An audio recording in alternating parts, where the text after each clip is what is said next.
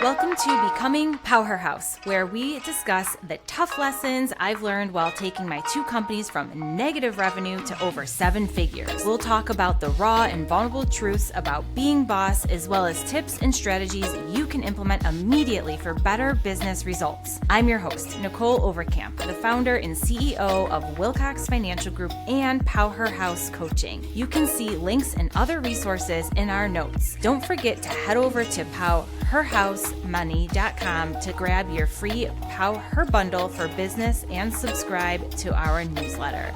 Now, let's dive in to today's episode. So, when you die, you are not going to want to be remembered by how many hours you worked and your jean size. Okay? So, here are some things that I want to talk about with you PowHERhouses today is how you are living your life.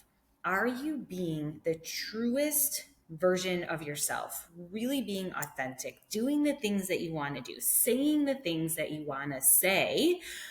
Or are you still trying to contort and compartmentalize yourself into this little box to fit it nicely and neatly so that it looks great for everybody else? And the reason I want to talk about this is because it seems that so many of us are trying to look a certain way, be a certain way, do certain things for other people without taking into consideration whether or not it's actually aligned with what we really want or what we believe in. And take a pause and ask yourself, do you even know what that is anymore? Or have you been going at such a busy clip that you kind of forgot who you are?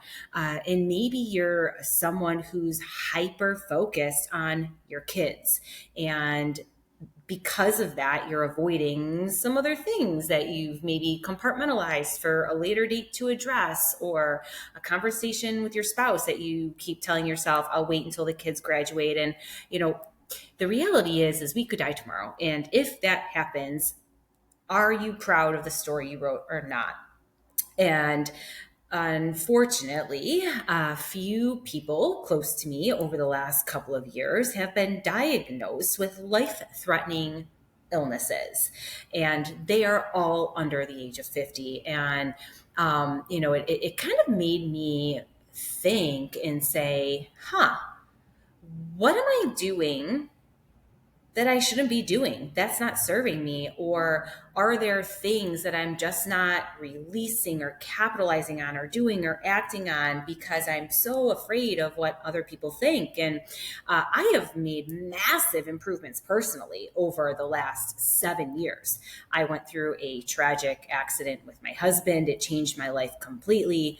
I saw my life flash in front of my eyes. I didn't know if he was going to make it, and going through that definitely made me give up a lot of fucks, right? Like all the little stuff that I used to bait and to dwell on and get anxious over, I absolutely let those go and definitely started living a much more aligned life, which required, of course, taking a lot of risks. But to me, it was worth doing versus having a regret. But I still find myself not doing things because I'm afraid of what other people think. And it's like, well, why? Why do I care? And does it matter? And the reality is, do they even care? And I'll give you an example, very simple one. It has nothing to do with business, but we were out at a restaurant, and there was this really cool live band playing steel drums. My husband and I love live music, and he wanted to get up in the middle of the restaurant and dance with me. And I didn't do it. Because I was like, oh my God, I'm so embarrassed. What are people going to think? And after that, and a couple days later, I was like, what the fuck is wrong with me? Would I be proud of saying that if, God forbid, something happened to him tomorrow? And the answer is absolutely not. I should have gotten up and I should have danced. And next time he asks me, and I hope he does, I will do it, and I won't care what other people think. And if they're thinking anything at all, I'm not going to know about it. So who really cares? And why do I place that kind of pressure on myself? Is it going to affect their health? No, it's not. Is it going to affect my business? No, it's not. Is it going to affect maybe how people think of me or judge me, or like, probably not.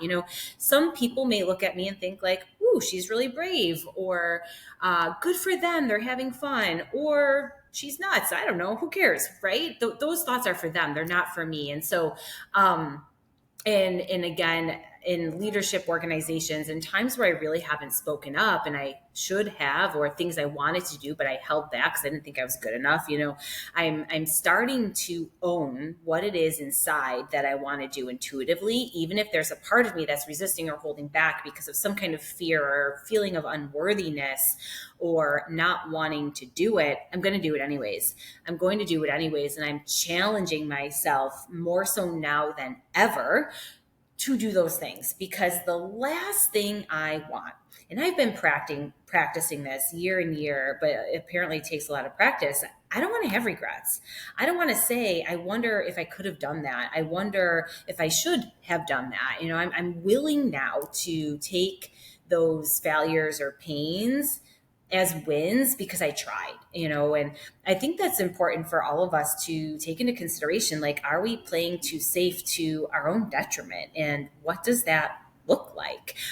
And I also think for those parents out there who are doing that, like, if you would you tell your kiddos to live the way you're living, to make the choices you're making, to live in fear or pain or avoiding conversations if that is something that you're doing? Like, would you want that for your kids? And the reality is no. And or your friends, and I think you having the ability to make courageous decisions or conversations or life moves, even if they feel terrifying or painful, you're giving permission to the next person to do the same, right? You're showing them it can be done. You're showing them your resilience, but then you're also showing the value of happiness, the value of being able to make good decisions, ask good questions, and so on. And so I think it's worth taking into consideration a little bit. And I challenge all of you guys to maybe take a beat and think about that.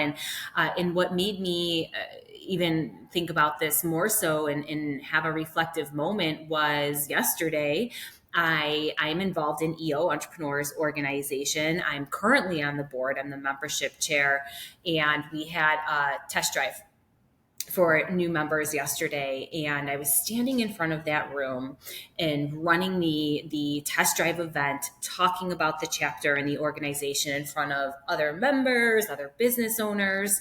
And I had this out of body experience because a couple of years ago, I was the person in that seat thinking about joining, watching Karen, who now one of the women in EO with me, who happens to be in my forum and one of like my favorite people, but I was watching her saying like, wow, she's badass. How does she have that kind of confidence? Like, she intimidates me, and thinking I could never do that, but I want to be part of this group.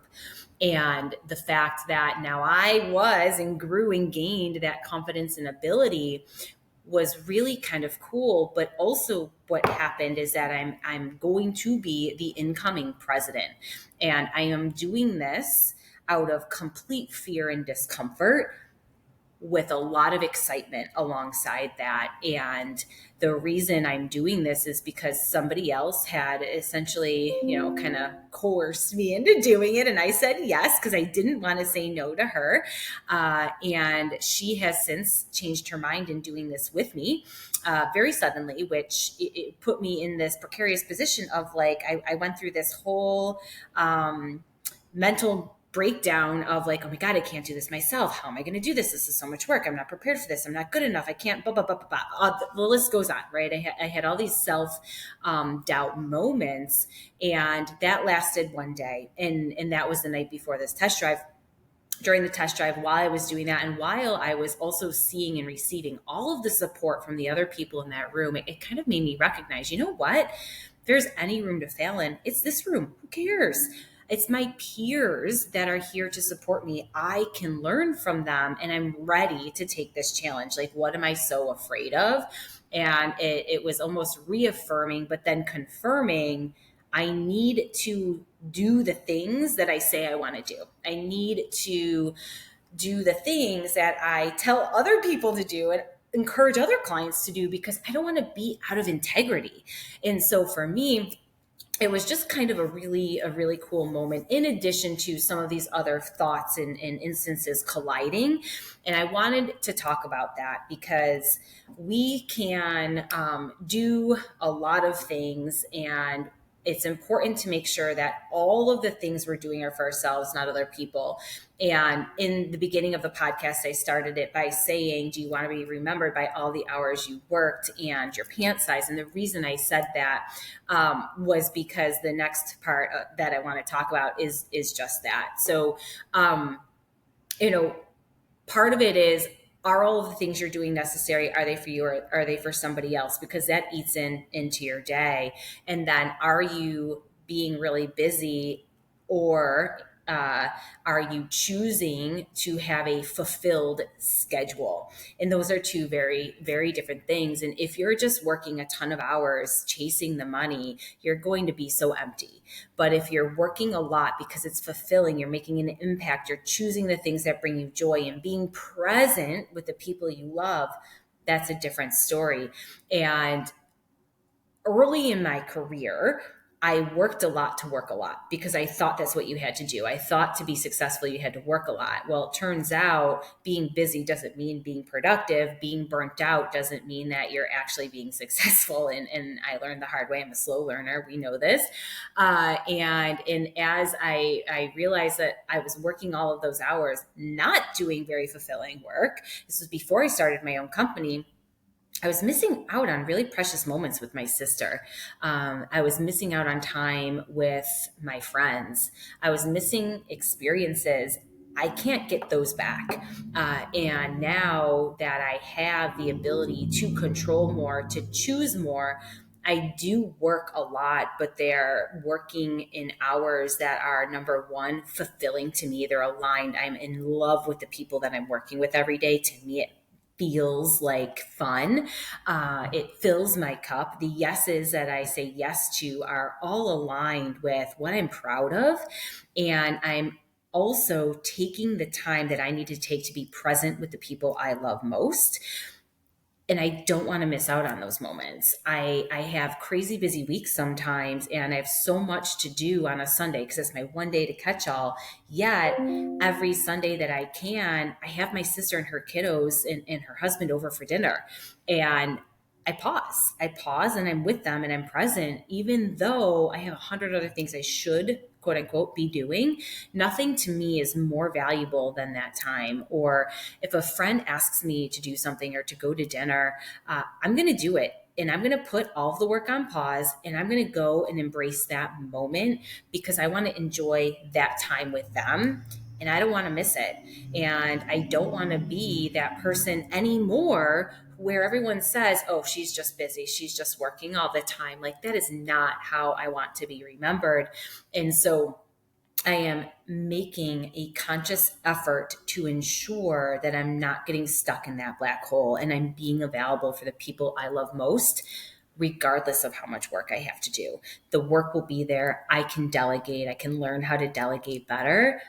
I can't get my time back with the people I love. And as business owners, we have the ability to make those choices. We have the ability to organize our schedule so we can do that. Sometimes we just give our schedule too much power over us. And the next part that, the gene size thing, of course, we're all women, and so many of you, myself included, stress about how you look and your weight. And it weighs on you all the time. And, it's not healthy. I think it's more important and more significant to feel good, to feel healthy, and who gives a fuck about your gene size or your weight, right? If you feel healthy, if you have a ton of energy, you're doing healthy things, your size doesn't matter and your friends don't care. I love all of my friends so much, and I can promise you it never crosses my mind what size they are. Ever. Like, doesn't matter. I care that they're healthy. I care that they're getting enough sleep. I care that they're fueling their body with food and working out so that they're keeping their bodies strong. Like, nothing else matters. And so if you're doing the things that you need for your health, to have a strong body, to have energy, to be here for a long time, that's what matters. And there's this huge craze right now about taking a weight loss drugs and all of that. And I'm not down, I'm not talking down about that, but I think I'm talking more so to the, why are you doing it? And is it because you really have to do it because of health reasons, or you're doing it because you want to do it that it's popular, because everybody else is doing it and everybody else wants to be quote unquote skinny versus healthy. And I bring this up because I walked into the gym the other day, and it just broke my heart. I walked into the gym, and these women, by the way, they're all beautiful. They're all healthy. They work out every day. And they were having this side conversation, and they're like, did you take the shot yet? All my friends are taking the shot. Did you do the shot? We're so excited. We can't wait to get skinny. And that was the conversation. And I said, man, like, why do we have to be skinny? Why can't we just feel good? Why is that a bar we measure? Versus measuring the bar of presence and availability and health. So, and again, if that is something that brings you joy, that's fine. I'm sure I'm going to get some hate mail after this podcast here. But I think we forget sometimes, like, the things that number one, we do value, and then what are we compromising? And if we want something, is it a healthy choice, or are we willing to do the work? And that can be for anything, right? Our relationships, ourselves, our health, and so on. And so this podcast, I was a little bit all over the place, but I just wanted to share what was on my heart, on my mind, and hopefully it landed with some of you. So until next time, my powerhouses, continue to be courageous.